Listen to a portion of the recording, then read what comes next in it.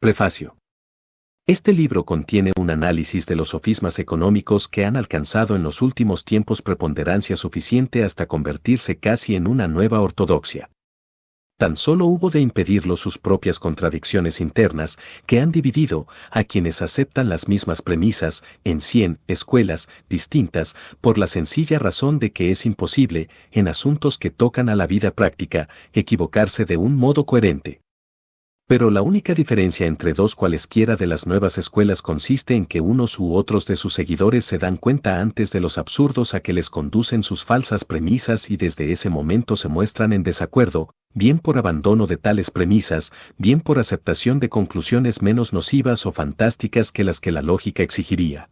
Con todo, en este momento no existe en el mundo un gobierno importante cuya política económica no se haya influida, cuando no totalmente determinada, por la aceptación de alguna de aquellas falacias. Quizá el camino más corto y más seguro para el entendimiento de la economía sea una previa disección de los aludidos errores y singularmente del error central del que todos parten. Tal es la pretensión del presente volumen y de su título un tanto ambicioso y beligerante. El libro ofrece, ante todo, un carácter expositivo, y no pretende ser original en cuanto a las principales ideas que contiene. Trata más bien de evidenciar cómo muchos de los que hoy pasan por brillantes avances e innovaciones son, de hecho, mera resurrección de antiguos errores y prueba renovada del aforismo según el cual quienes ignoran el pasado se ven condenados a repetirlo. Sospecho que también el presente ensayo es vergonzosamente clásico, tradicional y ortodoxo. Al menos, estos son los epítetos con los que, sin duda, intentarán desvirtuarlo aquellos cuyos sofismas se analizan aquí. Pero el estudioso, cuya intención es alcanzar la mayor cantidad posible de verdad, no ha de sentirse intimidado por tales adjetivos ni creer que ha de andar siempre buscando una revolución, un lozano arranque, en el pensamiento económico. Su mente debe, desde luego, estar tan abierta a las nuevas como a las viejas ideas, y se complacerá en rechazar lo que es puro afán de inquietud y sensacionalismo por lo nuevo y original. Tal vez, como Morris R. Cohen ha apuntado, la idea de que podemos desentendernos de las opiniones de cuantos pensadores nos han precedido, quita todo fundamento a la esperanza de que nuestra obra sea de algún valor para los que nos sucedan. Por tratarse de una obra expositiva, me he valido libremente de ideas ajenas sin indicar su origen, con la salvedad de raras notas y citas. Esto es inevitable cuando se escribe sobre materia que ha sido ya tratada por muchas de las más esclarecidas mentes del mundo. Pero mi deuda para con un mínimo de 3 escritores es de naturaleza tan especial que no puedo pasar por alto su mención. En primer lugar, y por lo que atañe al tipo de argumentación expositiva empleado en mi obra, mi deuda es con el ensayo de Federico Bastiat C.Q. on Voit et C.Q. on N. Voit Paz, con casi un siglo de antigüedad. El presente trabajo puede, en efecto, ser considerado como una modernización, ampliación y generalización de lo contenido en aquel opúsculo. Mi segunda deuda es con Philip Wicksteed, y particularmente los capítulos sobre salarios y el resumen final deben mucho a su Common Sense of Political Economy. La tercera alude a Ludwig von Mises, además de todo lo que en este tratado elemental pueda deber al conjunto de sus escritos, lo que de una manera más específica me obliga a él es su exposición de la forma como se ha extendido el proceso de inflación monetaria. He considerado todavía menos procedente mencionar nombres en el análisis de los sofismas. El hacerlo hubiera requerido una especial justicia para cada escritor criticado, con citas exactas y teniendo en cuenta la particular importancia que concede a este o al otro punto, las limitaciones que señala y sus personales ambigüedades, incoherencia, etc. Por ello creo que a nadie le importará demasiado la ausencia en estas páginas de nombres tales como Carlos Marx, Thorstein Veblen, Mayor Douglas, Lord Keynes, Profesor Alvin Hansen y tantos otros.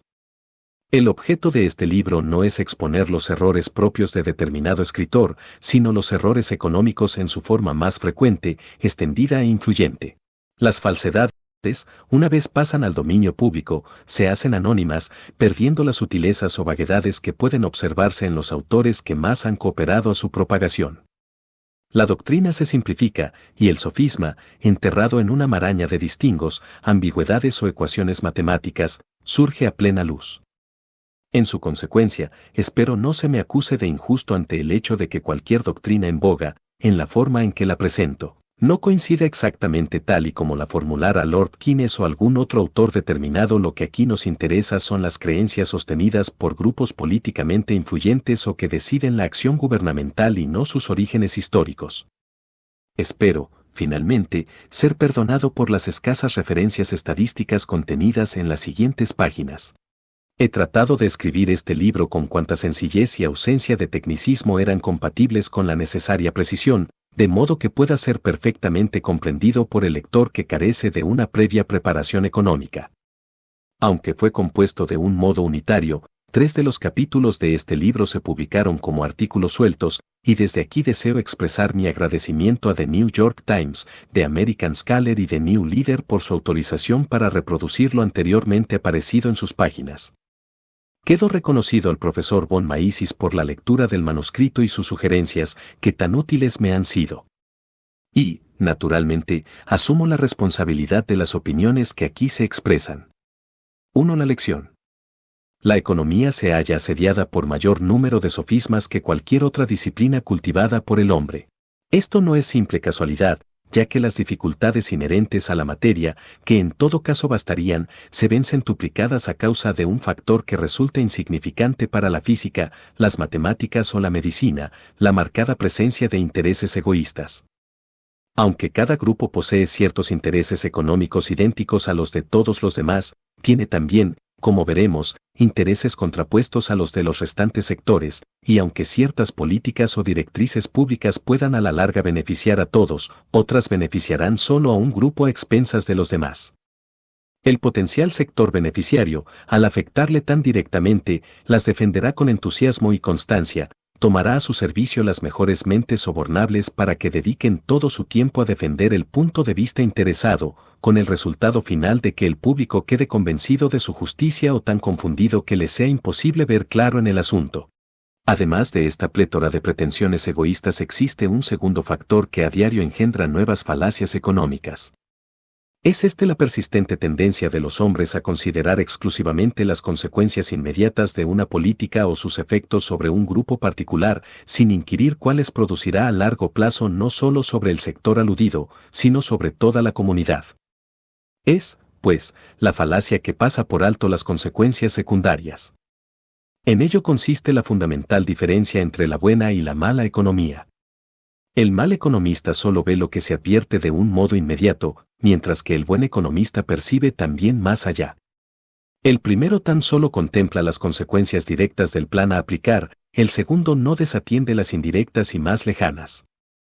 Aquel solo considera los efectos de una determinada política, en el pasado o en el futuro, sobre cierto sector, este se preocupa también de los efectos que tal política ejercerá sobre todos los grupos. El distingo puede parecer obvio. La cautela de considerar todas las repercusiones de cierta política quizás se nos antoje elemental. ¿Acaso no conoce todo el mundo, por su vida particular, que existen innumerables excesos gratos de momento y que a la postre resultan altamente perjudiciales? ¿No sabe cualquier muchacho el daño que puede ocasionarle una excesiva ingestión de dulces? ¿No sabe el que se embriaga que va a despertarse con el estómago revuelto y la cabeza dolorida? ¿Ignora el dipsómano que está destruyendo su hígado y acortando su vida?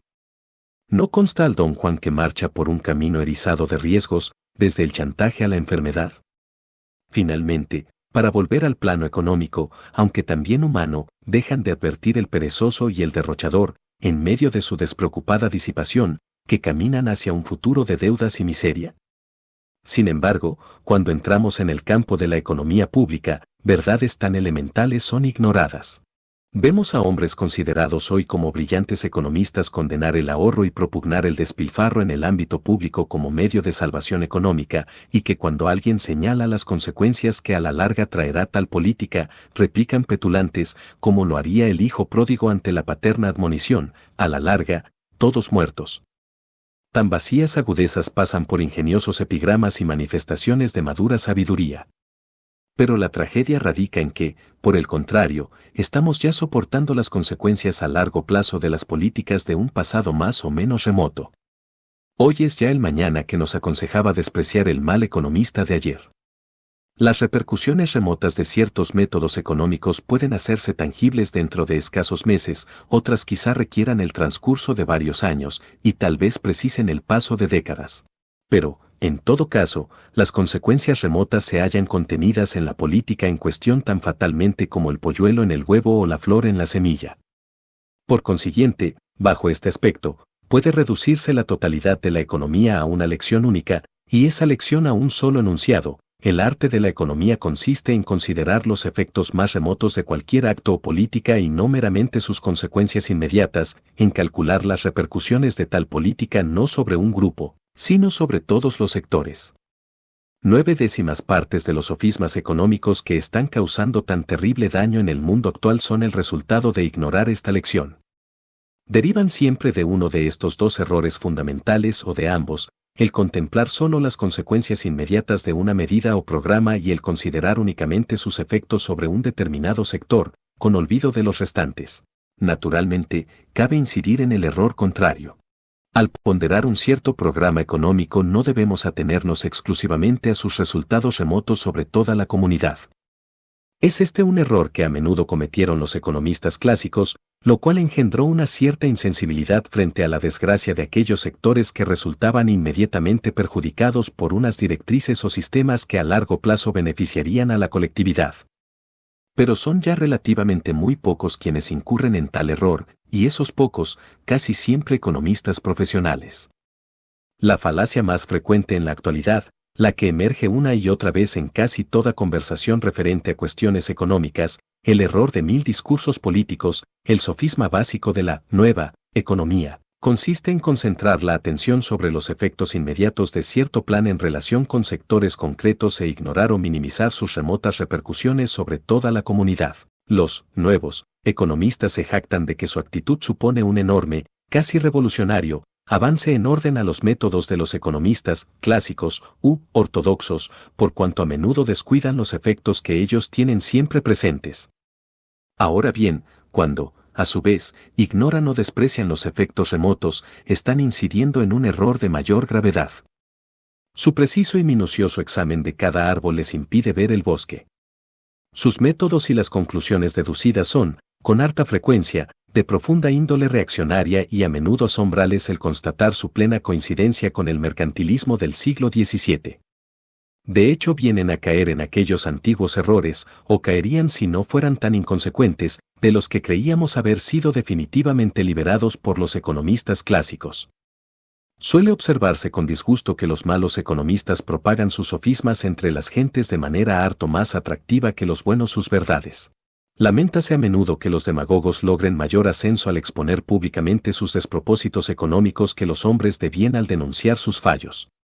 En esto no hay ningún misterio. Demagogos y malos economistas presentan verdades a medias. Aluden únicamente a las repercusiones inmediatas de la política a aplicar o de sus consecuencias sobre un solo sector.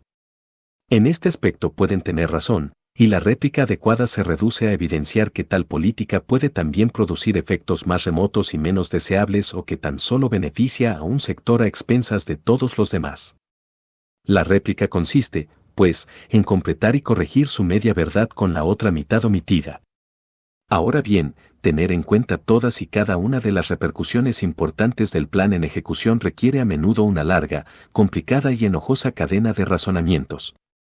La mayoría del auditorio encuentra difícil seguir esta cadena dialéctica y, aburrido, pronto deja de prestar atención. Los malos economistas aprovechan esta flaqueza y pereza intelectual indicando a su público que ni siquiera ha de esforzarse en seguir el discurso o juzgarlo según sus méritos, porque se trata solo de clasicismo, laissez-faire, apologética capitalista o cualquier otro término denigrante, de seguros efectos sobre el auditorio. Hemos precisado la naturaleza de la lección y de los sofismas que aparecen en el camino en términos abstractos. Pero la lección no será aprovechada y los sofismas continuarán ocultos a menos que ambos sean ilustrados con ejemplos. Con su ayuda podremos pasar de los más elementales problemas de la economía a los más complejos y difíciles. Mediante ellos aprenderemos a descubrir y evitar, en primer lugar, las falacias más crudas y tangibles, y finalmente, otras más profundas y huidizas. A esta tarea procedemos a continuación. 2. Los beneficios de la destrucción. Comencemos con la más sencilla ilustración posible. Elijamos, emulando a Bastiat, una luna de vidrio rota. Supongamos que un golfillo lanza una piedra contra el escaparate de una panadería. El panadero aparece furioso en el portal, pero el pilluelo ha desaparecido.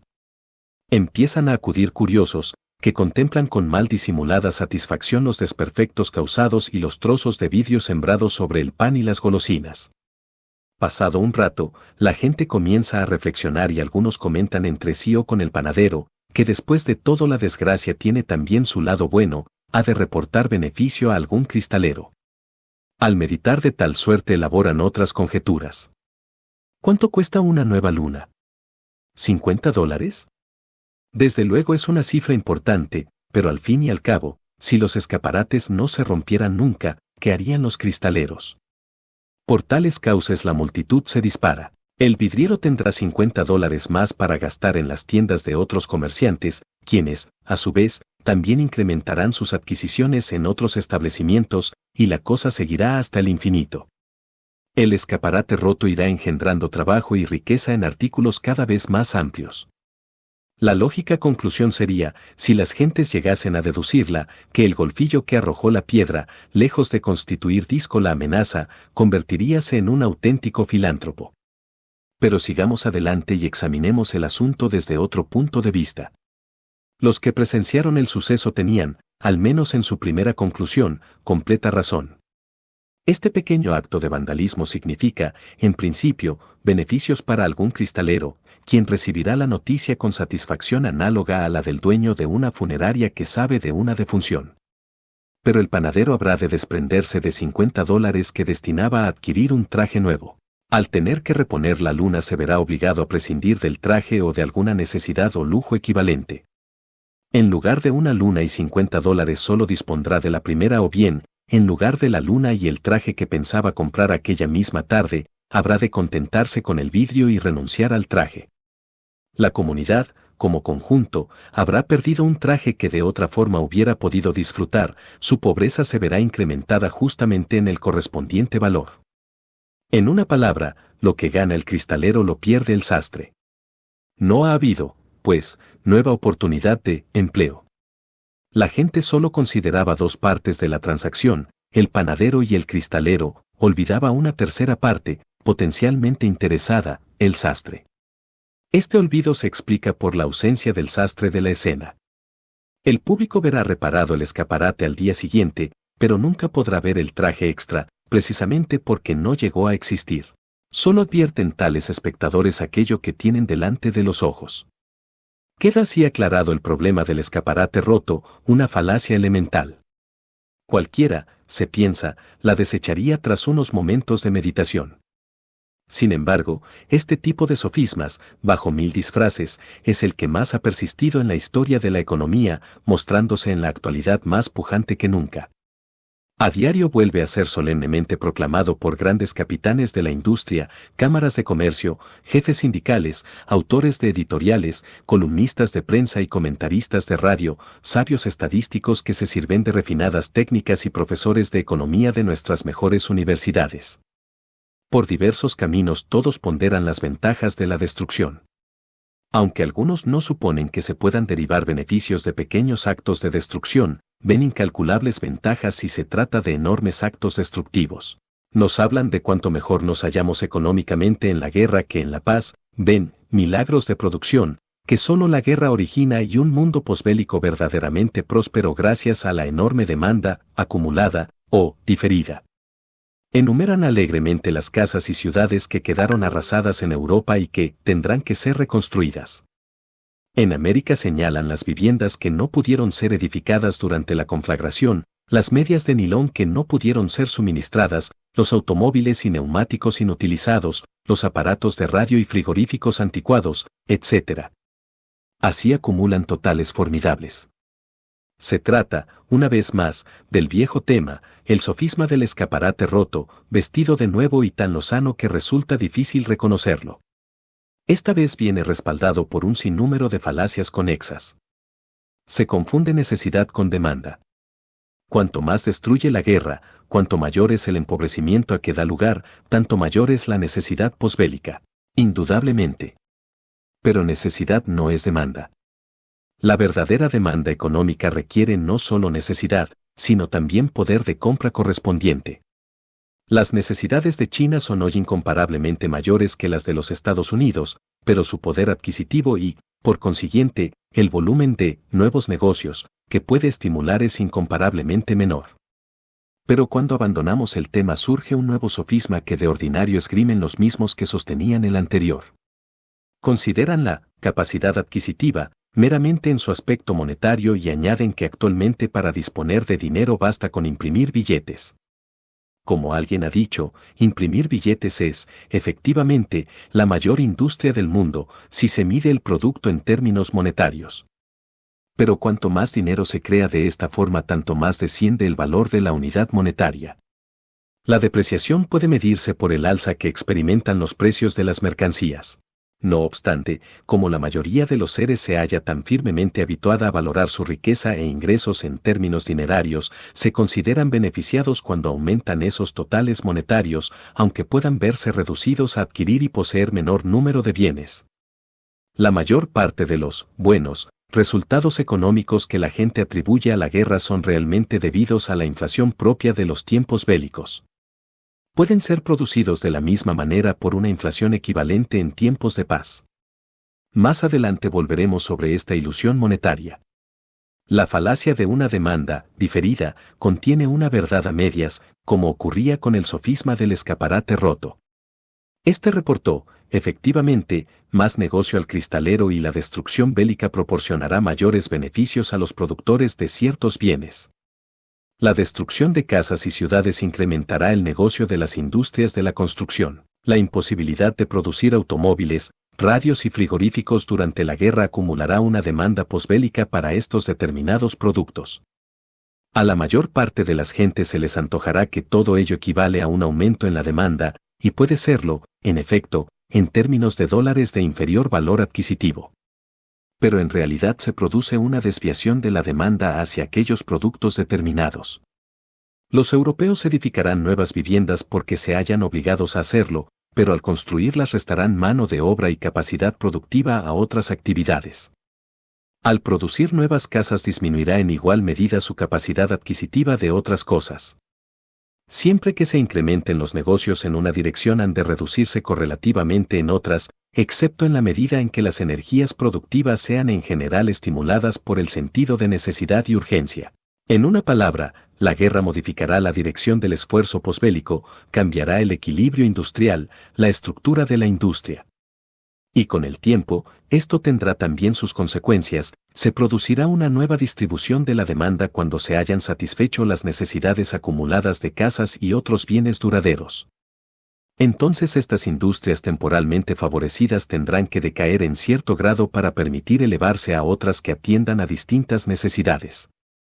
Es importante no olvidar, por último, que no solo se registrarán cambios de la demanda de posguerra comparada con la de preguerra.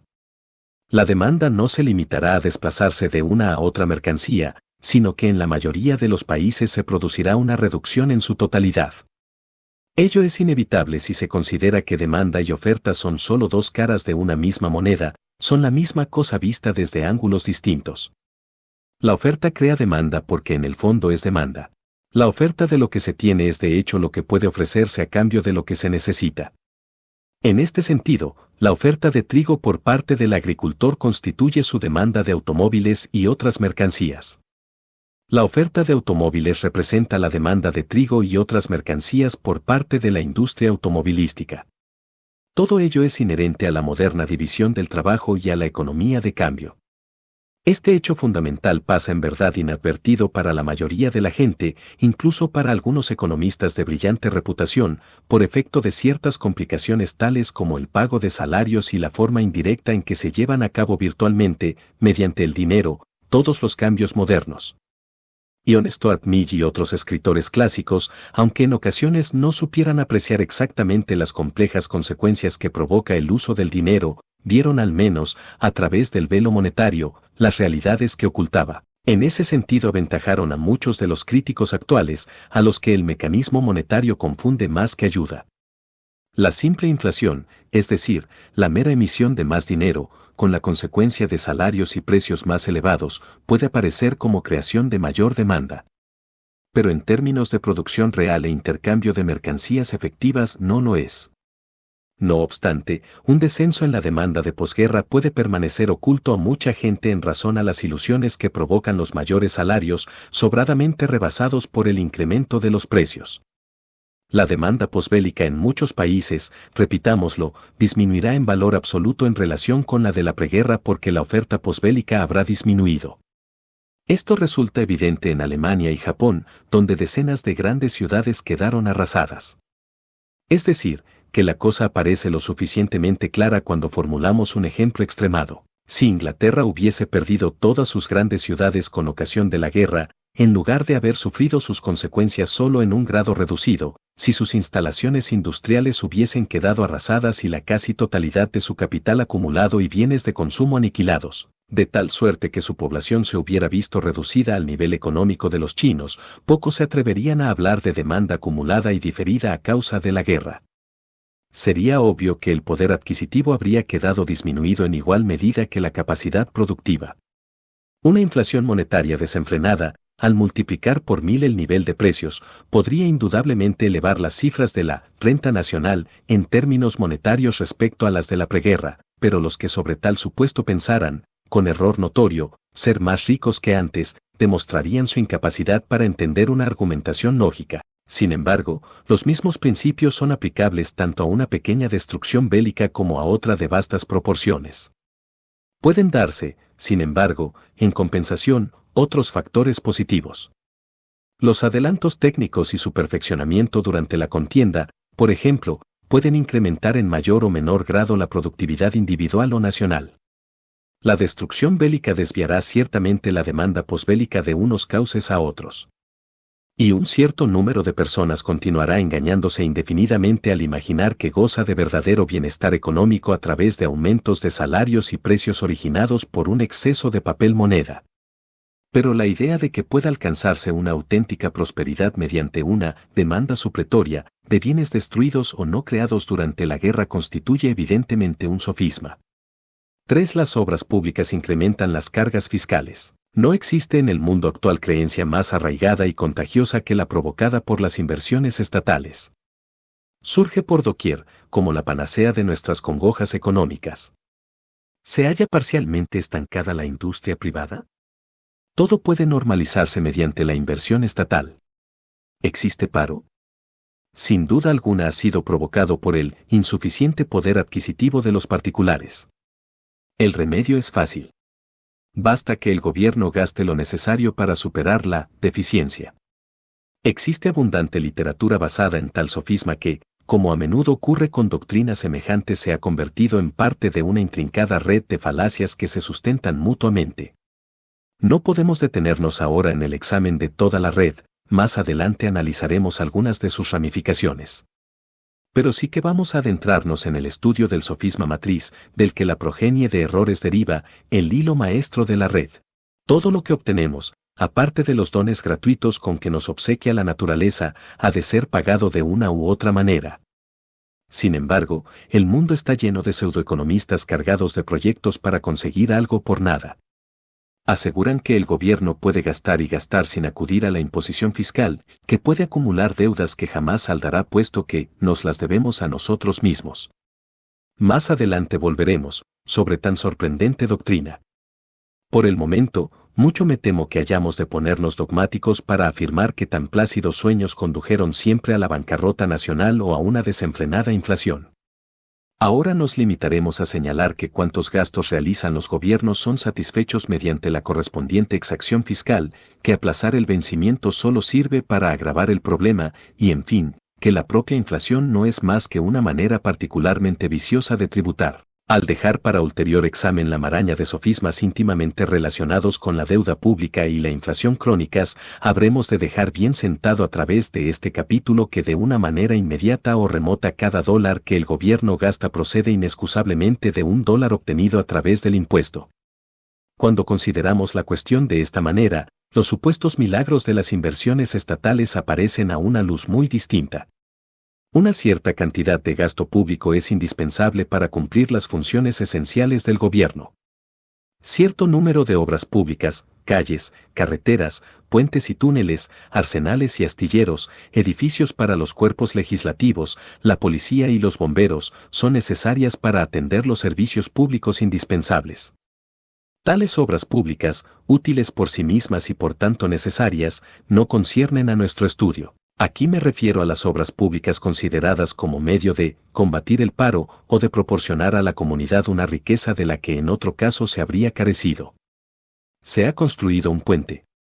Si se ha hecho así para atender una insistente demanda pública, si se resuelve un problema de tráfico o de transporte de otro modo insoluble, si, en una palabra, incluso es más necesario que las cosas en que los contribuyentes hubiesen gastado su dinero de no habérselo detraído mediante la exacción fiscal, nada cabe objetar. Ahora bien, un puente que se construye primordialmente para proporcionar trabajo es de una clase muy distinta. Cuando el facilitar empleo se convierte en finalidad, la necesidad pasa a ser una cuestión secundaria. Los proyectos han de insertarse, y en lugar de pensar solo dónde deben construirse los puentes, los burócratas empiezan por preguntarse dónde pueden ser construidos. ¿Descúbrense plausibles razones para que el nuevo puente una este con oeste? Inmediatamente se convierte en una necesidad absoluta y los que se permitan formular la menor reserva son tachados de obstruccionistas y reaccionarios. Una doble argumentación se formula en pro del puente, la primera se esgrime principalmente antes de su construcción, la segunda, cuando ya está terminado. Inicialmente se afirma que tal obra proporcionará trabajo. Facilitará, pongamos por caso, 500 jornales diarios durante un año, dándose a entender que tales jornales no hubiesen de otro modo existido. Esto es lo que se advierte a primera vista. Pero si nos hallamos algo avesados en el ejercicio de considerar las consecuencias remotas sobre las inmediatas y no prescindimos de quienes son indirectamente afectados por el proyecto gubernamental para proteger a quienes se benefician de una manera directa, el cuadro ofrece perspectivas bien distintas. Es cierto que un grupo determinado de obreros encontrará colocación. Pero la obra ha sido satisfecha con dinero detraído mediante los impuestos. Por cada dólar gastado en el puente habrá $1 menos en el bolsillo de los contribuyentes. Si el puente cuesta $1.000.000, los contribuyentes habrán de abonar $1.000.000 y se encontrarán sin una cantidad que de otro modo hubiesen empleado en las cosas que más necesitaban. En su consecuencia, por cada jornal público creado con motivo de la construcción del puente, un jornal privado ha sido destruido en otra parte. Podemos ver a los hombres ocupados en la construcción del puente, podemos observarles en el trabajo. El argumento del empleo usado por los inversores oficiales resulta así tangible y sin duda convencerá a la mayoría. Ahora bien, existen otras cosas que no vemos porque desgraciadamente se ha impedido que lleguen a existir. Son las realizaciones malogradas como consecuencia del $1.000.000 arrebatado a los contribuyentes.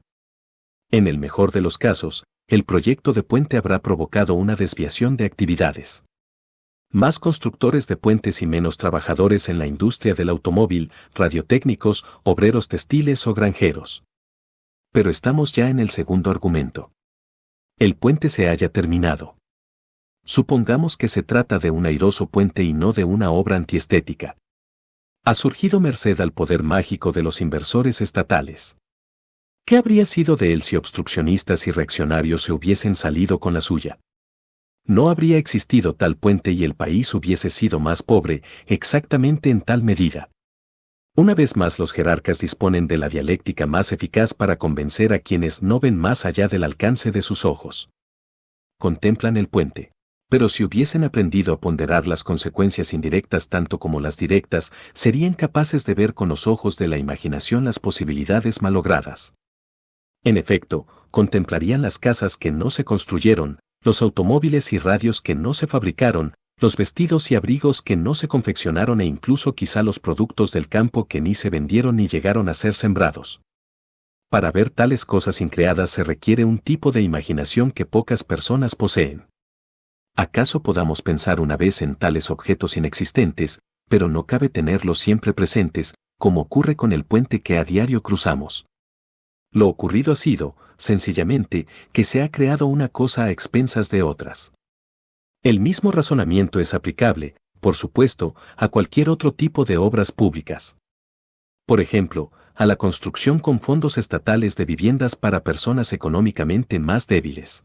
Lo que realmente sucede es que mediante la exacción fiscal se obtiene de familias de ingresos más cuantiosos, y quizá también un poco de otras con no tan altos ingresos, recursos, obligándose a los grupos aludidos a subvencionar a familias modestas que en definitiva dispondrán de viviendas mejores por unos alquileres iguales o más bajos que los que venían satisfaciendo.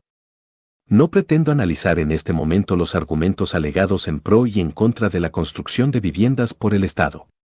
He de limitarme a señalar el error que contienen dos de los argumentos que con mayor frecuencia se esgrimen en favor de tal género de construcciones. Uno es el de que tales edificaciones proporcionan trabajo y el segundo, que se crea una riqueza que en otro supuesto sería inexistente. Ambas argumentaciones son falaces por cuanto olvidan lo que los impuestos malogran. Las exacciones destinadas a la construcción de viviendas destruyen tantos jornales en otros sectores como crean en el de la vivienda. Igualmente son causa de que no se edifiquen viviendas por particulares, no se fabriquen lavadoras y frigoríficos y escaseen numerosas mercancías y servicios. Es inconsistente el razonamiento que, por ejemplo, arguye, a modo de réplica, que dicha construcción oficial de viviendas no será financiada por la aportación de capitales ingentes, sino sencillamente mediante aportaciones anuales. Esto solo significa que el costo se reparte entre varios años en lugar de concentrarse en uno. Implica igualmente que lo que se obtiene de los contribuyentes se reparte a lo largo de los años en lugar de concentrarse en un ejercicio. Tales sutilezas nada tienen que ver con la cuestión fundamental. La gran ventaja psicológica de quienes abogan por la construcción de esta clase de viviendas radica en que se observa a los obreros trabajando en las mismas mientras se construyen y se contemplan las casas una vez terminadas. Las gentes viven en ellas y con orgullo las muestran a sus amistades. Nadie ve los jornales destruidos por los impuestos percibidos para la edificación de aquellas viviendas, como tampoco las mercancías y servicios que nunca llegaron a existir. Hace falta un gran esfuerzo mental renovado cada vez que se contemplan las casas y sus felices moradores para pensar en la riqueza increada. Es sorprendente que los partidarios de la construcción estatal de viviendas desprecien la argumentación contraria, cual si se tratara de un cúmulo de entelequias y de meras objeciones teóricas, en tanto señalan las viviendas construidas. Este modo de reaccionar es igual al de aquel personaje de Santa Juana, de Bernard Shaw, que cuando se le habla de la teoría de Pitágoras sobre la esfericidad de la Tierra y su movimiento alrededor del Sol, replica, ¡qué majadería! Pero es que no tiene ojos para ver. Análogo razonamiento hemos de aplicar, una vez más, a grandes proyectos como el Tennessee Valley Authority. En este caso, debido a sus ingentes dimensiones, el peligro de ilusión óptica es mayor que nunca. He aquí una gigantesca presa, un formidable arco de acero y hormigón, superior a todo lo que el capital privado hubiera podido construir, ídolo de fotógrafos, paraíso de socialistas y el símbolo más utilizado de los milagros de la construcción, la propiedad y la administración públicas. Han surgido gigantescos generadores y centrales. Toda una región ha sido elevada a un más alto nivel económico y cubierta por factorías e industrias que de otra forma no hubieran existido. Y todo ello se presenta, en los panegíricos de sus entusiastas, como claro logro económico sin contrapartida. No es el caso de analizar ahora los méritos del TVA o los de otros proyectos públicos semejantes. Pero esta vez hace falta un especial esfuerzo de imaginación que poca gente parece capaz de realizar para considerar el debe del libro mayor. Si los impuestos obtenidos de los ciudadanos y empresas son invertidos en un lugar geográfico concreto, ¿qué tiene de sorprendente ni de milagroso que dicho lugar disfrute una mayor riqueza en comparación con el resto del país? No es lícito olvidar en tal supuesto que otras regiones serán por ello relativamente más pobres. De todas suertes, lo que el capital privado no podía construir, lo ha sido, de hecho, por el capital privado, por aquel capital extraído mediante la exacción fiscal, o si se obtuvo mediante empréstitos, habrá de ser finalmente amortizado con cargo a impuestos que también en su día soportará el contribuyente. De nuevo hay que hacer un esfuerzo de imaginación para ver las centrales eléctricas y viviendas privadas, las máquinas de escribir y los aparatos de radio que nunca llegaron a cobrar realidad porque el capital necesario fue tomado a los ciudadanos de todo el país y dedicado a la construcción de la fotogénica presa Norris. He escogido deliberadamente los ejemplos más favorables para la inversión estatal, es decir, los que con mayor frecuencia y fervor recomiendan los jerarcas y gozan de más cálida acogida por parte del público. He pasado por alto los centenares de descabellados proyectos que invariablemente se ejecutan persiguiendo como principal finalidad proporcionar empleos y dar trabajo, aun cuando aparezca más o menos dudosa su práctica utilidad. Por lo demás, cuanto más ruinosa sea la obra, más elevado el coste de la mano de obra invertido, mejor cumplirá el propósito de proporcionar mayor empleo. En tales circunstancias, es poco probable que los proyectos madurados por los burócratas proporcionen la misma suma de riqueza y el mismo bienestar por dólar gastado que los que proporcionarían los propios contribuyentes si, en lugar de verse constreñidos a entregar parte de sus ingresos al Estado, los invirtieran con arreglo a sus deseos. 4. Los impuestos desalientan la producción. Existe todavía otro factor que contribuye a hacer improbable que la riqueza creada por la inversión estatal compense plenamente la riqueza destruida por los impuestos percibidos y destinados al pago de aquellas inversiones. No se trata simplemente, como a menudo se supone, de tomar algo del bolsillo derecho de la nación para ponerlo en el izquierdo. Los inversionistas estatales nos dicen, por ejemplo, que si la renta nacional asciende a $200,000,000,000 de dólares, siempre son generosos al fijar esta cifra. Unos impuestos de $50,000,000,000 de dólares al año significa transferir tan solo el 25% de fines privados a fines públicos. Esto es hablar como si el país fuera una gigantesca empresa mercantil y como si tales operaciones implicaran meros apuntes contables. Los inversores estatales olvidan que están tomando el dinero de A para entregarlo a B. Mejor dicho, lo saben muy bien, pero en tanto extensamente aluden a los beneficios que el proceso reporta a B y se refieren a las cosas maravillosas de que disfrutará y que no hubiera soñado si tal dinero no le hubiera sido entregado, pasan por alto las consecuencias que habrá de soportar. Ven solo a B y olvidan a A.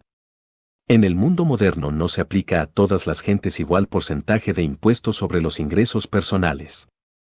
La mayor carga fiscal recae sobre un sector limitado de los contribuyentes y dicha contribución sobre la renta ha de ser suplementada mediante otros tipos de imposición. Tales exacciones inevitablemente afectan a las acciones e incentivos de las personas que tienen que soportarlas. Cuando una empresa pierde 100 centavos por cada dólar perdido y solo se le permite conservar 60 de cada dólar ganado, cuando no puede compensar sus años de pérdidas con sus años de ganancias o no puede hacerlo adecuadamente, su línea de conducta queda perturbada. No intensifica su actividad mercantil, o si lo hace, solo incrementa aquellas operaciones que implican un mínimo de riesgo. Aquellos que se percatan de esta realidad se retraen de iniciar nuevas empresas. De esta suerte, los empresarios establecidos no provocan la creación de nuevas fuentes de trabajo o lo hacen en grado mínimo, muchos deciden no convertirse en empresarios. El perfeccionamiento de la maquinaria y la renovación de los equipos industriales se produce a ritmo más lento y el resultado, a la larga, se traduce en impedir a los consumidores la adquisición de productos mejores y más baratos, con lo que disminuyen los salarios reales. Un efecto semejante se produce cuando los ingresos personales son gravados en un 50, 60, 75 o 90%. Las gentes comienzan a preguntarse por qué tienen que trabajar 6, 8 o 10 meses del año para el gobierno y solo 6, 4 o 2 meses para ellos mismos y sus familias. Si pierden el dólar completo cuando pierden, pero solo pueden conservar una parte de él cuando lo ganan, llegan a la conclusión de que es una tontería arriesgar su capital. De esta suerte, el capital disponible decrece de modo alarmante. Queda sujeto a imposición fiscal aún antes de ser acumulado. En definitiva, al capital capaz de impulsar la actividad mercantil privada se le impide, en primer lugar, existir, y el escaso que se acumula se ve desalentado para acometer nuevos negocios. El poder público engendra el paro que tanto deseaba evitar. Una cierta carga fiscal es, naturalmente, indispensable para cumplir las funciones esenciales de todo gobierno. Unos impuestos razonables, adecuados a estos fines, no interfieren seriamente la producción. Los servicios públicos que ofrecen a cambio y que, por lo demás, salvaguardan la producción misma, suponen más que suficiente compensación. Ahora bien, cuanto mayor sea el porcentaje de renta nacional que absorban las cargas fiscales, tanto mayor será la disuasión ejercida sobre la producción y la actividad privada. Cuando la carga total tributaria rebasa unos límites soportables, el problema de buscar nuevos impuestos que no desalienten y obstaculicen la producción resulta insoluble. 5. El crédito estatal perturba la producción. La ayuda estatal a los negocios resulta tan temible a veces como su hostilidad. En especial, cuando, como a menudo ocurre, el supuesto estímulo adopta la forma de concesión directa de anticipos estatales reintegrables o bien el aval de préstamos privados. La cuestión relacionada con el crédito estatal adquiere mayor complejidad si se presta la debida atención al hecho de que ineludiblemente implica el riesgo de provocar inflación. La propuesta de esta naturaleza que con mayor frecuencia se presenta al Congreso se refiere a la concesión de más amplios créditos a los agricultores. A juicio de la mayoría de los miembros del Congreso, los agricultores no disponen nunca de suficiente crédito. El proporcionado por las compañías financieras privadas, sociedades de seguros o bancos rurales nunca les parece adecuado. El Congreso descubre siempre sectores no amparados por las instituciones crediticias existentes, a pesar de las muchas que él mismo ha creado. Los agricultores pueden disfrutar de suficiente crédito a largo o corto plazo, pero al parecer escasea el crédito intermedio, el tipo de intereses es excesivo o bien se formula la queja de que los préstamos privados solo se conceden a agricultores ricos y sólidamente establecidos. Así, el legislador se dedica a amontonar sin tasa nuevas instituciones y variedades nuevas de préstamos agrícolas. La confianza en todas estas medidas, como se verá, deriva de un doble espejismo.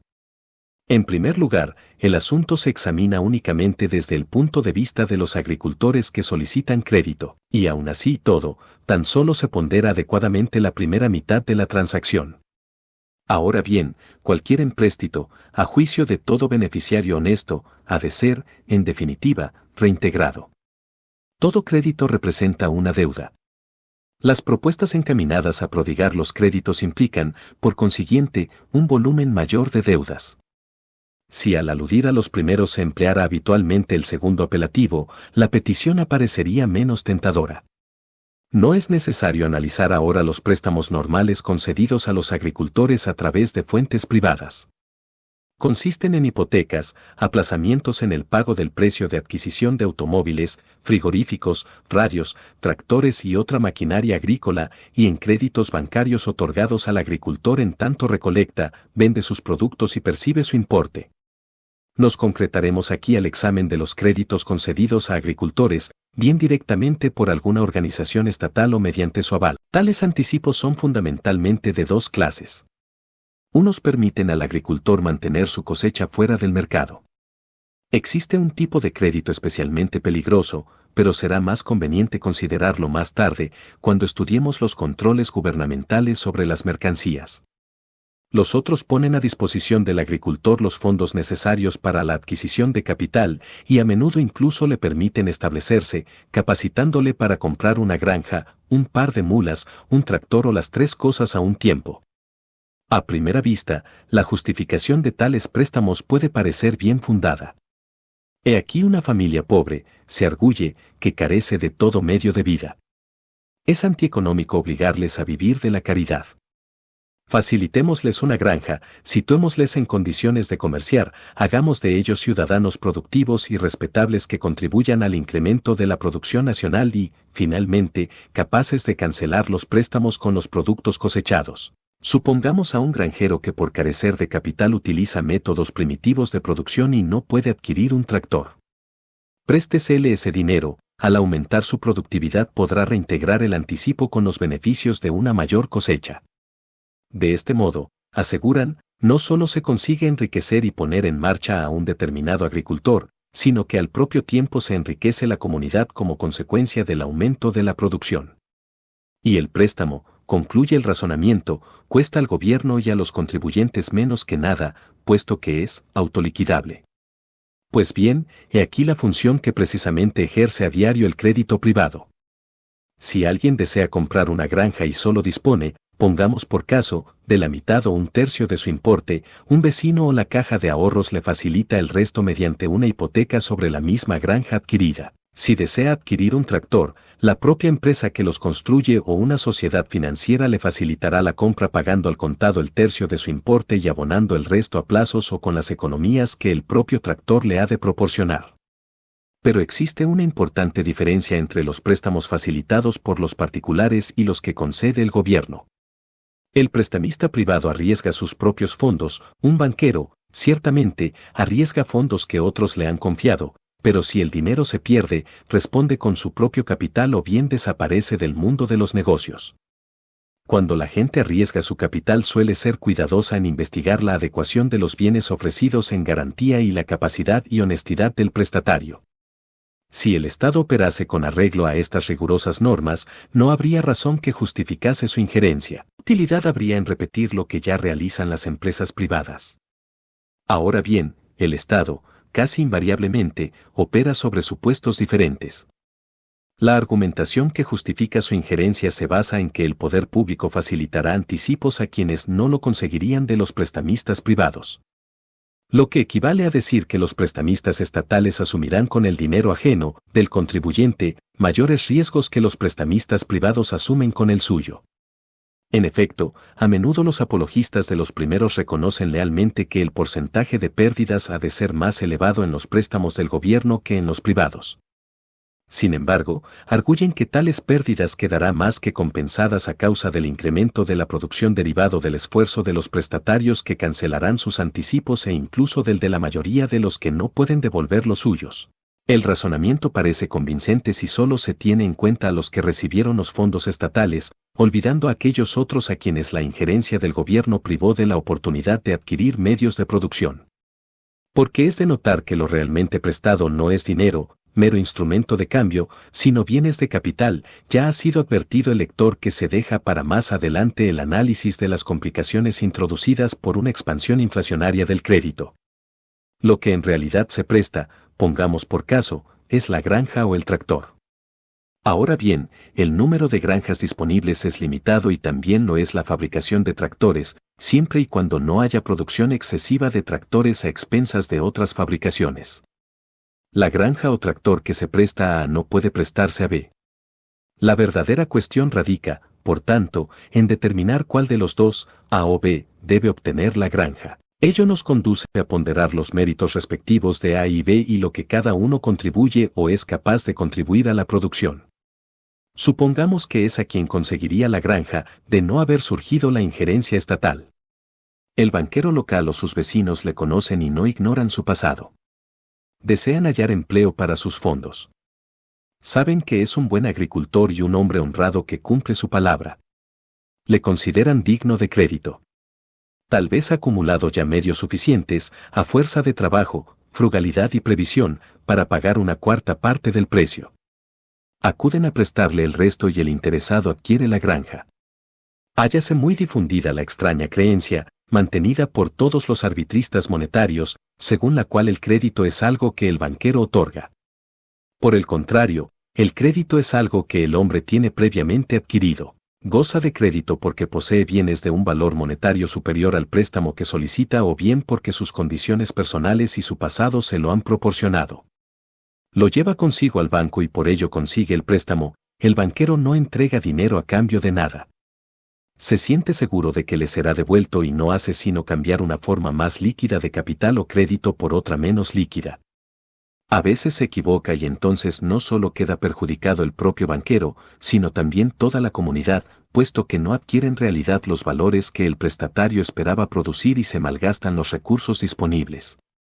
Parece lógico, pues, que sea A, que goza de crédito, a quien el banquero concede el préstamo. Pero el gobierno interfiere la actividad crediticia con espíritu caritativo, porque, como ya vimos, está preocupado por la suerte de B. No puede obtener ni hipoteca, ni préstamos de carácter privado por no gozar de crédito personal. No dispone de ahorros y su historial como agricultor no es de los más brillantes, tal vez, por el momento, vive del socorro estatal. ¿Por qué, dicen los partidarios del crédito público, no hacer de él un ciudadano útil y productivo, prestándole lo suficiente para que pueda adquirir una granja, una mula o un tractor? En algún caso aislado puede que las cosas marchen bien. Pero es evidente que en general las personas seleccionadas con arreglo al criterio oficial ofrecerán riesgos mayores que las que han sido seleccionadas según las normas de las instituciones privadas. Con los préstamos así facilitados se perderá más dinero, habrá un porcentaje mucho más elevado de insolventes, serán menos eficaces y se malgastarán más recursos. Sin embargo, los beneficiarios del crédito estatal obtendrán sus granjas y tractores a expensas de quienes de otro modo habrían disfrutado del crédito privado. Porque tiene una granja, B se verá privado de ella. La exclusión de B puede obedecer a diversas causas, todas ellas íntimamente relacionadas con la actuación del gobierno. Puede haberse provocado una elevación en el tipo de interés como resultado de la injerencia estatal en el campo crediticio o bien un aumento en el precio de las granjas. O sencillamente pudiera ser que la granja adquirida por A fuese la única disponible, por no encontrarse en la comarca, por el momento, otra en venta. En cualquier caso, el crédito gubernamental no ha provocado un incremento de riqueza común, sino todo lo contrario, toda vez que el capital real disponible, consistente en granjas, tractores y otros bienes de producción, ha sido puesto a disposición de los prestatarios menos eficientes en vez de ir a parar a manos de los más capaces y dignos de confianza. El supuesto se ve aún más claro si dejando la agricultura pasamos a otras actividades. Se pretende con frecuencia que el Estado debe asumir los riesgos que son demasiado grandes para la iniciativa privada. Esto significa que debe permitirse al Estado imponer al dinero de los contribuyentes riesgos que nadie está dispuesto a afrontar con el suyo. Tal sistema produciría múltiples daños. Conduciría al favoritismo, a la concesión de créditos por amistad o por cohecho. Daría lugar a inevitables escándalos. Provocaría recriminaciones cuando el dinero del contribuyente desapareciera al fracasar las empresas en que hubiera sido invertido. Fortalecería las aspiraciones socialistas, toda vez que cabría con razón inquirir por qué si el Estado soporta el riesgo no ha de participar también en los beneficios. ¿Cómo justificar el hecho de que el contribuyente asuma los riesgos mientras el empresario privado goza de las ganancias? Sin embargo, esto es precisamente lo que se hace, como luego veremos, en el caso de los créditos agrícolas oficiales, a fondo perdido. Pero de momento pasaremos por alto todos estos inconvenientes, concentrando la atención tan solo en una de las consecuencias provocadas por tales anticipos. Es una realidad que dilapidan el capital disponible en planes ruinosos, o cuando menos dudosos, dejando que lo manipulen personas menos competentes o menos dignas de confianza que las que de otra suerte lo hubieran obtenido.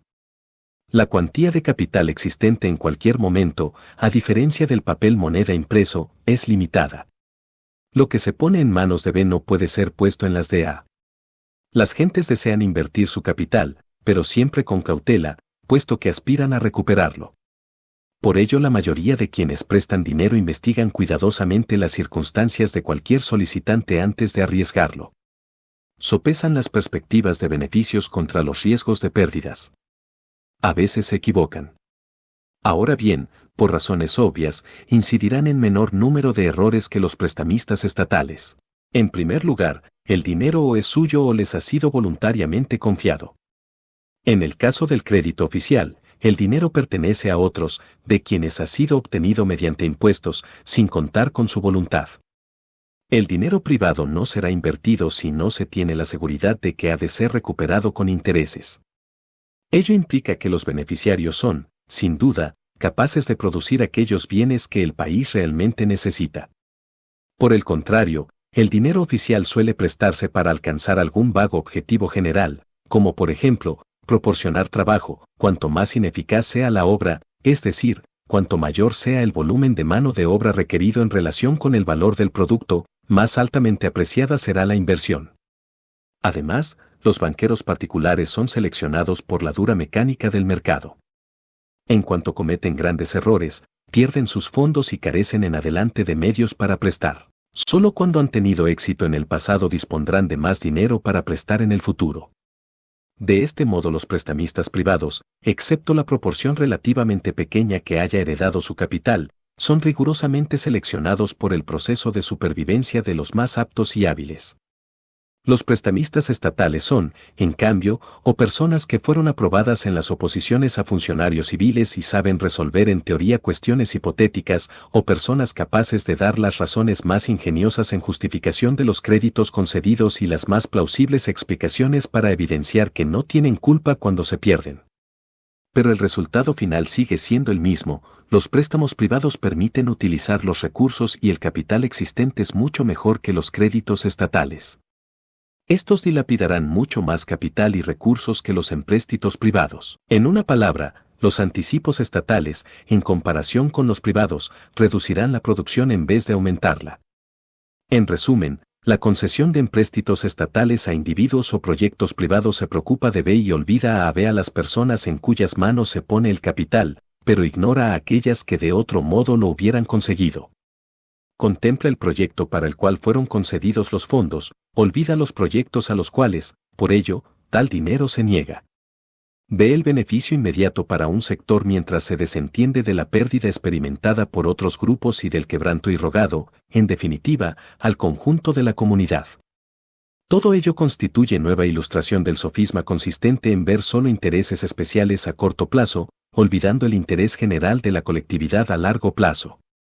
Al iniciar este capítulo hicimos notar que la ayuda estatal a los negocios es a veces tan temible como la hostilidad del gobierno. Esto es aplicable tanto a las subvenciones como a los empréstitos concedidos por el Estado.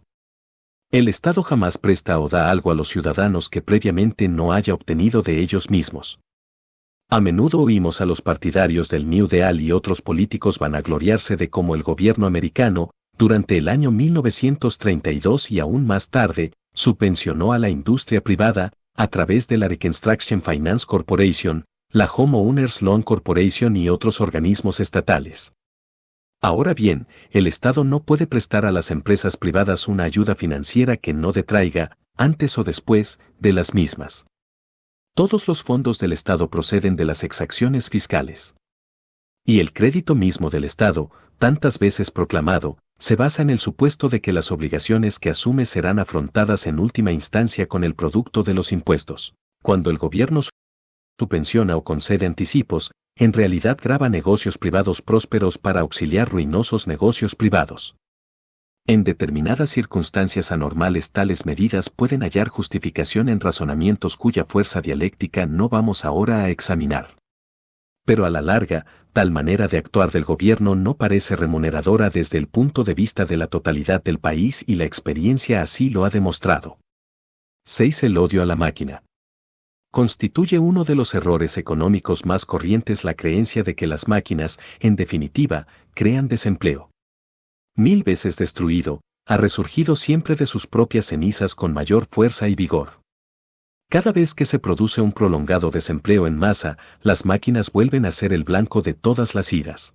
Sobre este sofisma descansan todavía muchas prácticas sindicales que el público tolera, sea porque en el fondo considera que los sindicatos tienen razón, sea porque se halla demasiado confuso para poder apreciar claramente las causas de su error.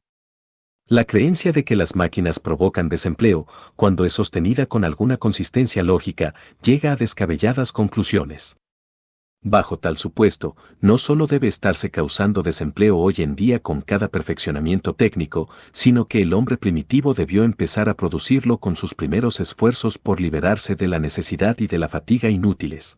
Sin ir tan lejos, volvamos a La riqueza de las naciones de Adam Smith, publicada en 1776. El primer capítulo de este notable libro se titula De la división del trabajo, y en la segunda página del mismo nos dice el autor que un obrero no familiarizado con el empleo de maquinaria utilizada en la fabricación de alfileres, apenas podría hacer un alfiler por día indudablemente, no haría 20, mientras que con el uso de esa maquinaria puede fabricar 4800 alfileres diarios.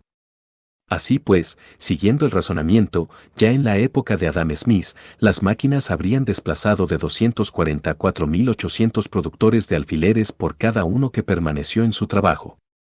Si las máquinas no hicieran otra cosa que privar al hombre de su trabajo, en la industria del alfiler existiría ya en aquella época un 99,98% de desempleo. ¿Podría darse un panorama más sombrío? En efecto, pudo darse, pero esto fue así porque la revolución industrial estaba todavía en su infancia. Contemplemos algunos de sus aspectos e incidentes más destacados. Veamos, por ejemplo, lo que ocurrió en la industria de fabricación de medias. Conforme iban siendo instalados los nuevos telares, eran destruidos por los artesanos, que en un solo tumulto destrozaron más de 1000, se incendiaron talleres y se amenazó a los inventores, quienes se vieron precisados a huir para salvar sus vidas, no quedando restablecido el orden hasta que intervino el ejército y fueron deportados o ahorcados los principales cabecillas.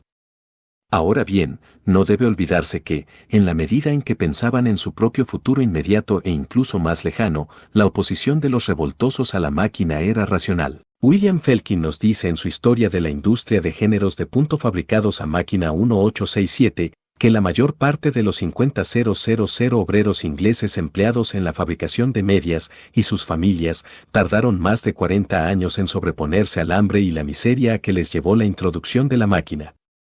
Pero en cuanto a la creencia de los amotinados de que la máquina habría de estar desplazando continuamente obreros, se equivocaban, ya que antes de que finalizase el siglo XIX la industria de fabricación de medias empleaba, por lo menos, 100 obreros por cada uno de los empleados a comienzos del siglo. Arkwright inventó en 1760 su maquinaria para el hilado del algodón.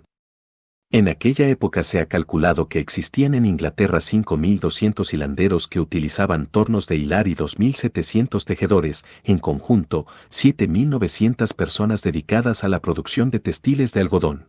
La introducción de la invención de Arkwright encontró oposición, por estimarse amenazaba el medio de vida de los obreros, y la resistencia tuvo que ser vencida por la fuerza. Sin embargo, en 1787, 27 años después de aparecido el invento, una investigación parlamentaria mostró que el número de personas empleadas en el hilado y tejido de algodón había ascendido de 7.900 a 320.000, o sea un incremento del 4.400%. Si el lector consulta el libro Cambios económicos recientes, de David A. Wells, publicado en 1889, hallará algunos pasajes que, dejando a un lado fechas y cifras absolutas, pudieran haber sido escritos por cualquiera de nuestros actuales tecnófobos, valga el vocablo. Citaremos algunos. Durante los 10 años transcurridos entre 1870 y 1880 inclusive, la Marina Mercante Británica incrementó su actividad, solo en cuanto a registros y despachos extranjeros, hasta la cifra de 22,000,000 de toneladas. Sin embargo, el número de hombres ocupados en esta gran actividad había disminuido en 1880 en comparación con 1870, en cantidad aproximada de 3.000, 2.990 exactamente. ¿A qué fue debido? A la introducción de las grúas a vapor y elevadores de grano en muelles y desembarcaderos, al empleo de la fuerza de vapor, etc. En 1873, el acero Bessemer, que no había sido objeto de medidas protectoras, costaba $80 por tonelada en Inglaterra. En 1886 se fabricaba y vendía en el mismo país a menos de $20 la tonelada. Durante el mismo tiempo, la capacidad de producción anual de un convertidor Bessemer se había incrementado al cuádruplo, con ningún aumento, sino más bien ligera disminución, del trabajo invertido. La potencia de las máquinas de vapor existentes en funcionamiento en todo el mundo, en el año 1887, ha sido calculada por la Oficina de Estadística de Berlín como equivalente a la de 200,000,000 de caballos, lo que representa, aproximadamente, el esfuerzo conjunto de 1.000 millones de hombres, como mínimo, el triple de la población obrera del mundo. Parece que esta última cifra debería haber hecho reflexionar al autor del libro induciéndole a preguntarse cómo es que aún quedaban empleos en el mundo en 1889, pero se limitaba a concluir, con moderado pesimismo, que, bajo tales circunstancias, la superproducción industrial puede hacerse crónica. Durante la depresión del año 1932 se reanudó, una vez más, la práctica de culpar del desempleo a las máquinas. En pocos meses se habían extendido por todo el país, como bosque en llamas, las doctrinas de un grupo que se denominaba a sí mismo los tecnócratas. No cansaré al lector con la exposición de cifras fantásticas presentadas por este grupo, ni con las necesarias correcciones que muestran cuáles fueron los hechos reales. Baste con decir que los tecnócratas volvieron al error, en toda su prístina pureza, de que las máquinas desplazan permanentemente a los hombres, con la sola particularidad de que en su ignorancia presentaban este error como nuevo y revolucionario descubrimiento. Fue simplemente una ilustración más del aforismo de Santayana, según el cual, aquellos que no pueden recordar el pasado están condenados a repetirlo. Los tecnócratas fueron relegados finalmente al olvido entre fáciles ironías. Pero su doctrina, que les había precedido, persiste.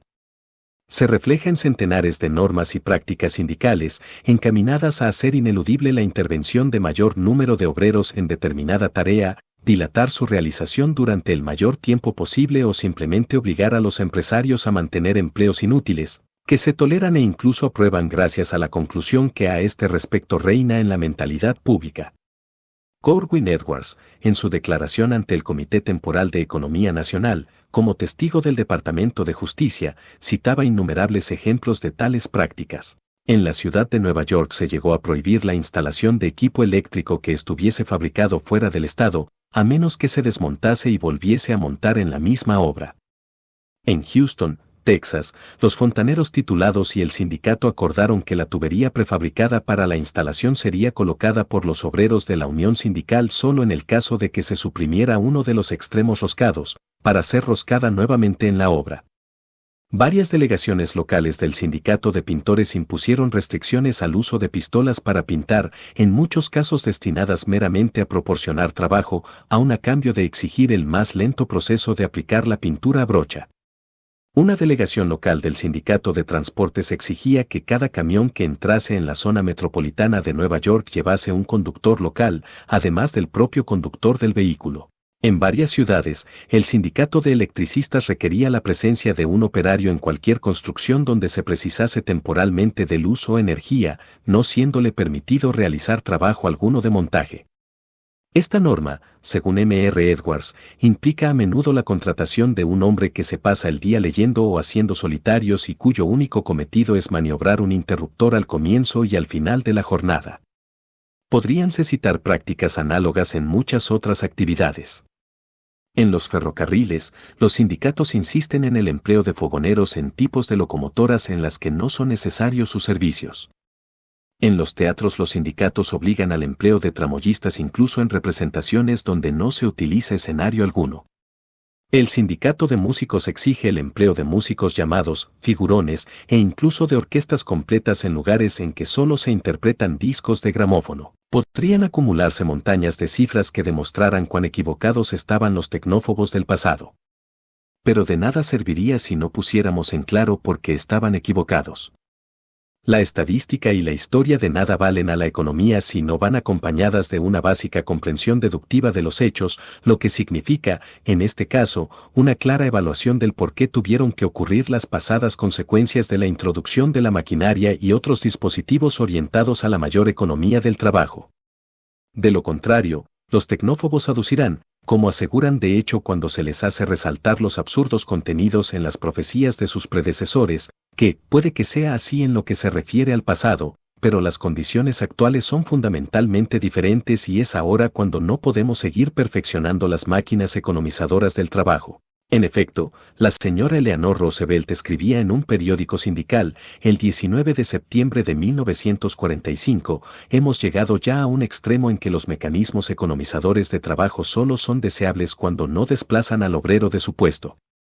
Si fuese realmente cierto que la introducción de la maquinaria es causa de creciente desempleo y miseria, las deducciones lógicas serían revolucionarias, no solo en el aspecto técnico, sino también en lo que se refiere a nuestro concepto global de la civilización.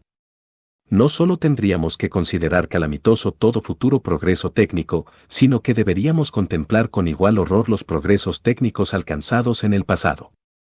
Diariamente cada uno de nosotros se esfuerza en reducir en lo posible el trabajo que un determinado fin exige, todos procuramos simplificar nuestro trabajo y economizar los medios necesarios para alcanzar el objetivo deseado. Cualquier empresario, grande o pequeño, ansía constantemente conseguir realizar sus particulares objetivos con mayor economía y eficacia, es decir, ahorrando esfuerzo.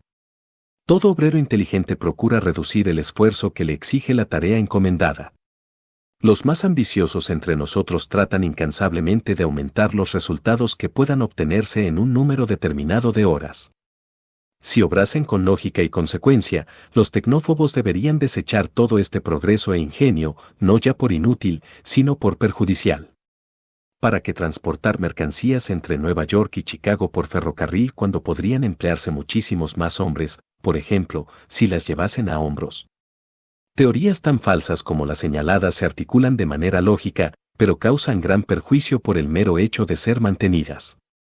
Tratemos, por consiguiente, de ver con exactitud lo que realmente sucede cuando se introducen en la producción máquinas y perfeccionamientos técnicos.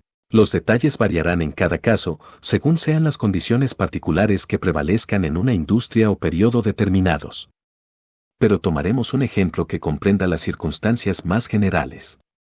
Supongamos que un fabricante de telas tiene conocimiento de la existencia de una máquina capaz de confeccionar abrigos de caballero y señora, empleando tan solo la mitad de la mano de obra que anteriormente se precisaba. Instala la maquinaria y despide a la mitad del personal. Parece a primera vista que ha habido una evidente disminución de ocupación. Ahora bien, la propia máquina requirió mano de obra para ser fabricada, así, pues, como primera compensación aparece un trabajo que de otra forma no hubiese existido. El fabricante, sin embargo, solo decide adoptar la maquinaria si con ella consigue hacer mejores trajes por la mitad de trabajo o el mismo tipo de traje a un costo menor. Suponiendo lo segundo, no es posible admitir que el trabajo invertido en la construcción de la maquinaria fuese tan considerable, en cuanto a volumen de salarios, como el que espera economizar a la larga el fabricante de telas al adoptar la maquinaria, de lo contrario no habría economía y la maquinaria no sería adquirida. Vemos, por consiguiente, que todavía existe aparentemente una pérdida global de empleo, atribuible a la maquinaria. Sin embargo, debemos siempre tener presente la posibilidad real y efectiva de que el resultado final de la introducción de la maquinaria representa, a la larga, un aumento global de empleo, porque al adoptar la maquinaria, es tan solo a largo plazo cuando el fabricante de telas espera, ordinariamente, ahorrar dinero, y puede se precisen varios años para que la maquinaria se pague a sí misma. Cuando el coste de la máquina ha quedado compensado por las economías que facilita, el fabricante de telas ve aumentar su beneficio, supondremos que se limita a vender sus abrigos al mismo precio que sus competidores, sin esforzarse por abaratarlos.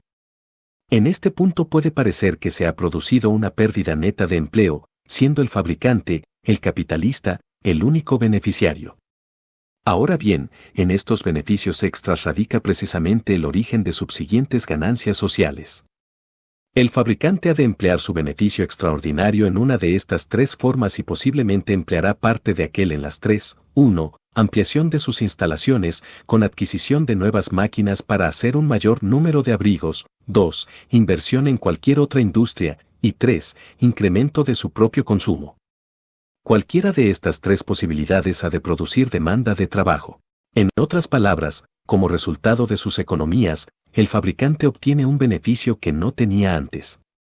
Cada dólar ahorrado en salarios directos, por haber podido disminuir el importe de sus nóminas, ha de ir a parar indirectamente a los obreros que construyen la nueva máquina, a los trabajadores de otras industrias o a aquellos que intervienen en la construcción de una nueva casa o automóvil para el fabricante o en la confección de joyas y pieles para su esposa. En cualquier caso, a menos que sea un obtuso acaparador, proporciona indirectamente tantos empleos como directamente dejó de facilitar. Pero no termina aquí la cosa. Si nuestro emprendedor industrial realiza grandes economías con respecto a sus competidores, o estos imitarán su ejemplo o aquel empezará a ampliar sus negocios a expensas de aquellos, con lo que se proporcionará, por lo tanto, más trabajo a los productores de las máquinas. Competencia y producción comenzarán entonces a reducir el precio de los abrigos. Ya no habrá tan grandes beneficios para los que adopten las nuevas máquinas, irán reduciéndose al tiempo que desaparecen para aquellos fabricantes que todavía no hayan adquirido maquinaria. Las economías, en otras palabras, serán transferidas a los compradores de abrigos, es decir, a los consumidores.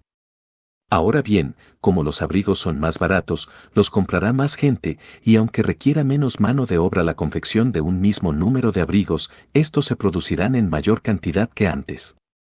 Si la demanda de abrigos es de las que los economistas llaman elásticas, es decir, si un descenso en el precio determina una mayor cantidad de dinero invertida en abrigos, puede que en su confección se precisen todavía más operarios que los que eran necesarios antes de la aparición de las nuevas máquinas. Ya hemos visto que fue esto lo ocurrido realmente en el caso de las medias y otros productos textiles. Pero el nuevo empleo no depende de la elasticidad de la demanda del producto particular de que se trate. Supongamos que aunque el precio de los abrigos quedase reducido casi a la mitad, descendiesen, por ejemplo, de 50 a 30 dólares, no se vendiese ningún abrigo adicional. El resultado sería que al tiempo que los consumidores seguirían proveyéndose de nuevos abrigos en igual medida que antes, cada comprador dispondría ahora de 20 dólares con los que previamente no contaba. Gastará, por consiguiente, estos $20 en cualquier otra cosa, proporcionando así más empleos en otros sectores de la producción. En resumen, las máquinas, los perfeccionamientos técnicos, las economías y la eficiencia, en definitiva, no dejan sin trabajo a los hombres. No todos los descubrimientos e invenciones, por supuesto, consisten en máquinas economizadoras de trabajo. Algunos, como los instrumentos de precisión, el nilón, la lucita, el contraplacado y toda clase de plásticos, mejoran simplemente la calidad de los productos. Otros, como el teléfono y el aeroplano, cumplen misiones que el hombre nunca hubiese podido realizar directamente sin su auxilio. Otros incluso hacen posible la existencia de objetos y servicios, tales como rayos X, aparatos de radio y caucho sintético, que de otra forma no existirían siquiera. Pero para el ejemplo anterior hemos escogido precisamente el tipo de máquina que ha sido blanco preferido de la moderna tecnofobia. Es posible, desde luego, llegar a desorbitar la tesis de que las máquinas no desplazan en definitiva a los hombres de su trabajo. Se arguye a veces, por ejemplo, que las máquinas crean más empleos de los que sin ellas hubieran existido. En determinadas circunstancias esto puede ser verdad. Cabe, ciertamente, que surjan muchísimos más empleos en determinadas industrias. Las cifras del siglo XVIII para las industrias textiles representan un caso típico. Sus modernas contrapartidas no son, ciertamente, menos sorprendentes.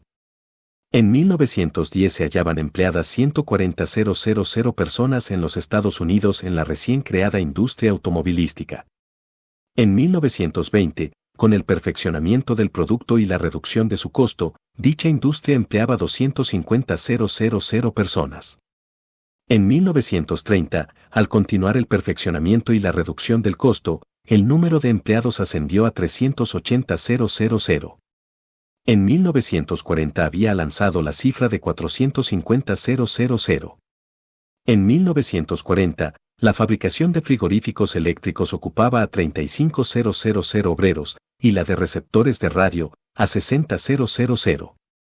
Lo propio ha ocurrido en todas las industrias de reciente creación, a medida que se perfeccionaba el invento y se reducía el costo. También puede afirmarse, en sentido absoluto, que las máquinas han aumentado enormemente el número de empleos. La población del mundo es hoy 3 veces mayor que la de mediados del siglo XVIII, antes de que la revolución industrial se hubiese abierto camino.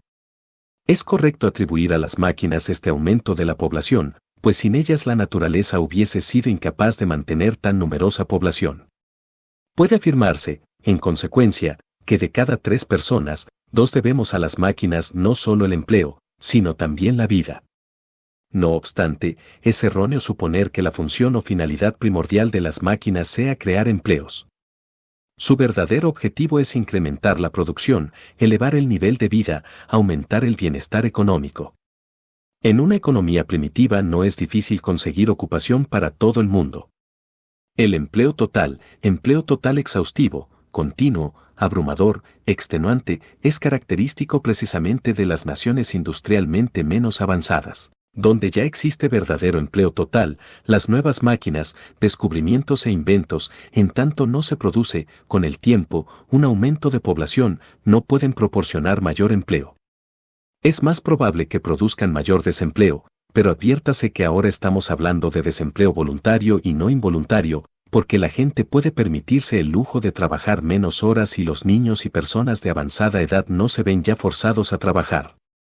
Lo que hacen las máquinas, repitámoslo, es incrementar la producción y elevar el nivel de vida. Esto se lleva a cabo en una de estas dos formas, abaratando los productos al consumidor, como en nuestro ejemplo de los abrigos, o aumentando los salarios, al incrementarse la productividad de los obreros. En otras palabras, o incrementan los salarios o, al reducir los precios, aumentan el volumen de artículos y servicios asequibles a un mismo salario. A veces consiguen ambas cosas. Lo que ocurra dependerá en buena parte de la política monetaria seguida en el país. Pero en cualquier caso, máquinas, invenciones y descubrimientos aumentan los salarios reales. Antes de concluir este tema es conveniente hacer una advertencia. El gran mérito de los economistas clásicos fue precisamente considerar las consecuencias secundarias no inmediatas, preocuparse de los efectos de un programa o de una política económica determinada, a largo plazo y sobre toda la comunidad. Pero su defecto consistió en que al hacerlo así se olvidaban a veces de las repercusiones de tal programa en su aspecto inmediato y particularista. Con excesiva frecuencia se inclinaban a minimizar u olvidar por completo las consecuencias inmediatas sobre grupos especiales. Hemos visto, por ejemplo, que los tejedores ingleses sufrieron tragedias como resultado de la introducción de los nuevos telares para la fabricación de medias, una de las primeras invenciones de la revolución industrial. Ahora bien, tales hechos y sus modernas contrapartidas han llevado a algunos autores al extremo opuesto de considerar solamente los efectos inmediatos sobre ciertos sectores. Fulano de tal pierde su empleo por la introducción de alguna nueva máquina. No pierdan de vista a fulano de tal, insisten esos autores, no se olviden nunca de fulano de tal. Sin embargo, lo que en realidad hacen es preocuparse solamente de fulano de tal, olvidando que Mengano acaba de obtener un empleo en la fabricación de la nueva máquina, Sutano, otro en el manejo de la misma, y Perengano puede adquirir ahora un abrigo por mitad del precio que solía costarle. Y por pensar solamente en fulano de tal acaban por erigirse en defensores de sistemas absurdos y reaccionarios. Indudablemente, debemos tener presente a fulano de tal, que ha sido desplazado de su empleo por la nueva máquina. Quizá pueda obtener rápidamente otro empleo, incluso mejor. Pero tal vez haya dedicado muchos años de su vida a adquirir y perfeccionar una técnica especial que carece ahora de toda utilidad.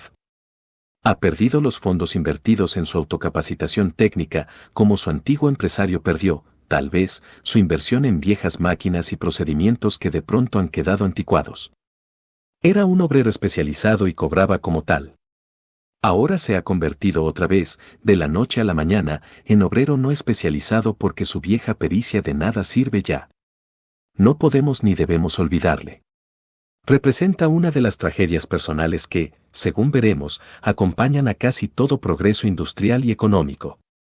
Preguntarnos qué solución debe buscársele, si debe abandonársele a su propio destino, concedérsele el derecho a una indemnización por despido o un subsidio por paro, acogerle al socorro estatal o enseñarle un nuevo oficio a expensas del Estado, nos llevaría más allá del tema que tratamos de dilucidar. La lección central es que debemos tratar de prever todas las consecuencias fundamentales de determinada política o programa económico, sus efectos inmediatos sobre grupos especiales y sus efectos remotos sobre todos los grupos.